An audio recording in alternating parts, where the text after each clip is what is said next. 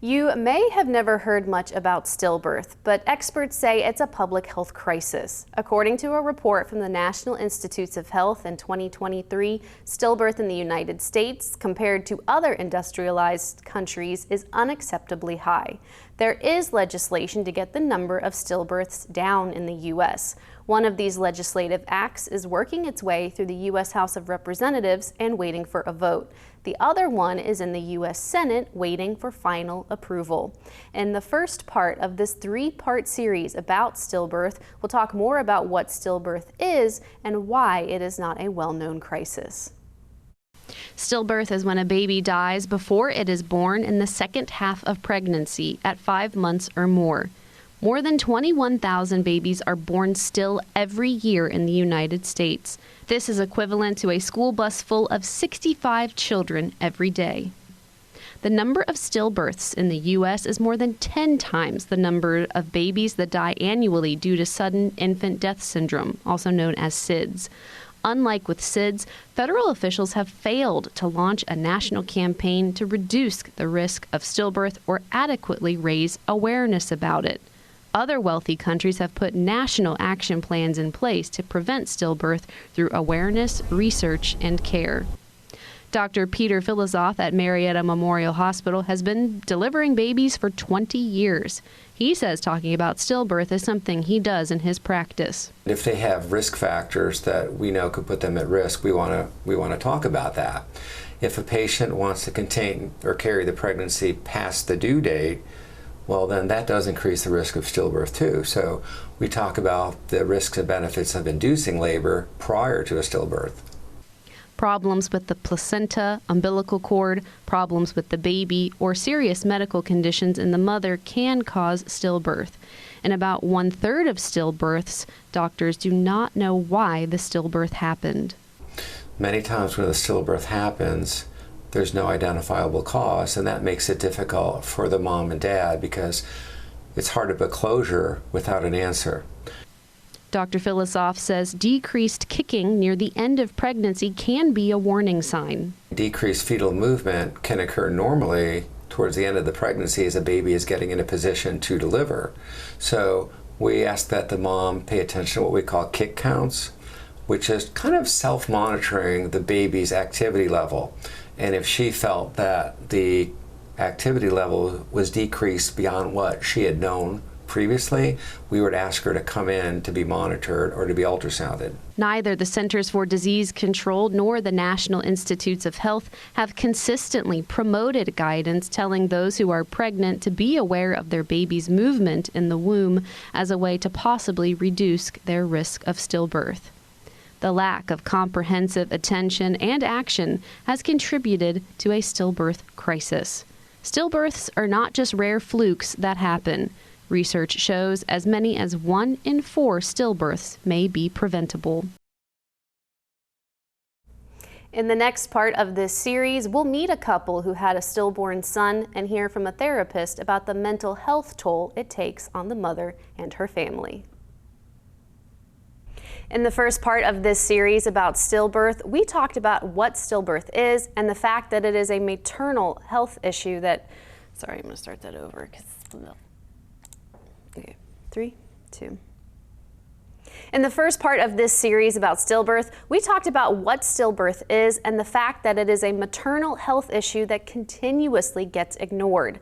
The CDC acknowledged in 2009 that stillbirth remained a, quote, major but often overlooked public health problem, and stillbirth rates have hardly changed over the last 30 years.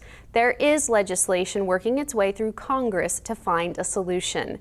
Today, in part 2 of this series, we'll hear from the Clevengers who had a stillborn son. We'll also hear from a therapist about the trauma a stillbirth causes. Madison and Jake Clevenger were expecting their first child back in 2021. She was put on medication for her blood pressure, but there were no other problems during her pregnancy. When she went in for her 39-week checkup, there was no heartbeat. For me, the hardest part was the night between finding out at the doctor's office there was no heartbeat and waiting to go in to deliver him. Because as a pregnant mother, just knowing that my baby was dead and I was still carrying him was something that was my brain like was not processing. Madison gave birth via a C-section the next day.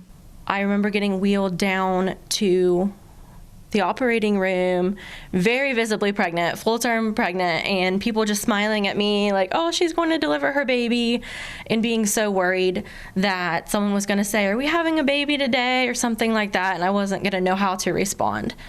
Jack Daniel Clevenger was born on October 8th. He was everything she and her husband had hoped for. He was born about roughly 1 o'clock. With a head full of black hair. Everyone joked about his mohawk. He was beautiful. He looked perfect. And that was something that we were scared about too. We weren't sure what to expect when he was born, but he just looked like any other baby. Yeah. Adorable. Exactly what I pictured he would look like. Madison and her husband said they felt like no one else knew what they were going through. The number one thing you're thinking is like everybody else's baby gets to live. Right. Everybody else's pregnancy ends fine. And that's not the case, but just, it's not. Like at no point did anyone ever say to us, this could happen. Stillbirth can be a traumatic experience that can lead to a range of mental health issues for both mothers and fathers. According to a case control study, 49.8% of women who experienced a stillbirth reported high levels of depression and anxiety. Dr. Marilyn Pasquarelli at Westbrook Health Services has been a therapist for 40 years and has counseled women that have had a stillborn child. Many women who experience stillbirths can still go through postpartum depression. It's a very, very tough time and a time to be very vigilant about any kind of symptoms, particularly of depression and anxiety. She says stillbirth can affect the whole family. I think sometimes when women are affected by a stillbirth, we think, oh, the mom, but it's also, the father, the partner, the grandparents, siblings. I mean, everybody's waiting to bring this bundle of joy home. It's such an exciting moment, and it's such a disappointing moment because there's no baby to bring home. She said talking about what happened or going to counseling can be a healthy way to heal. And so often people just hush about it, and that's the worst thing. Find your support system. What are your protective factors? Is it your church family? Is it your friends? Is it a group?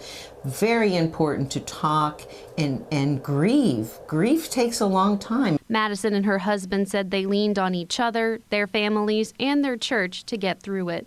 They said Jack will always be a part of their family, and they'll keep talking about him. And we will make sure that our other children know that they have a big brother and that someone's missing. The Clevengers now have a young daughter named Nora. In part 3 of this series, we'll tell you what the legislation working its way through Congress would do to bring down the number of stillbirths in the U.S. Now that we have talked about stillbirth and met someone who went through it, now it's time to talk about what's being done to bring stillbirth numbers in the United States down. There are 2 different pieces of legislation to reduce the number of stillbirths in the U.S. The first one is the Maternal and Child Health Stillbirth Prevention Act. Kimberly Iceberg is with the nonprofit Healthy Birthday, Inc. This nonprofit, with the help of 2 female senators, drafted it. It was introduced in Congress in July 2023.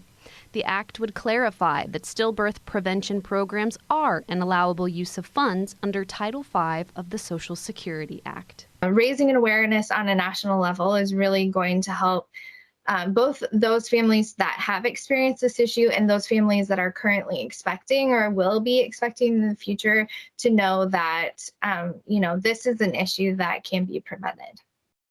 Stillbirth has never been recognized as an allowable use of funds since the introduction of Title V funding all the way back in 1935. Changing this is a technical fix to the language in Title V and would not require additional funding. It would really unleash those existing funds and be a signal and a vital call of action to state health departments that they can and should use this funding to address stillbirth and stillbirth prevention. The other piece of legislation is the Shine for Autumn Act, which Healthy Birthday, Inc. endorsed and was also introduced in 2023. It was named after Autumn Joy, a baby from New Jersey who was stillborn in 2011.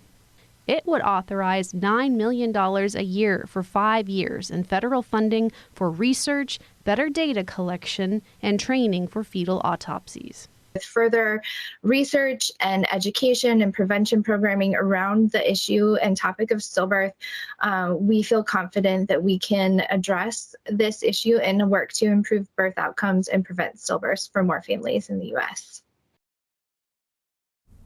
The Maternal and Child Health Stillbirth Prevention Act is waiting for final approval in the U.S. Senate so that it can be sent to the President's desk to be signed into law.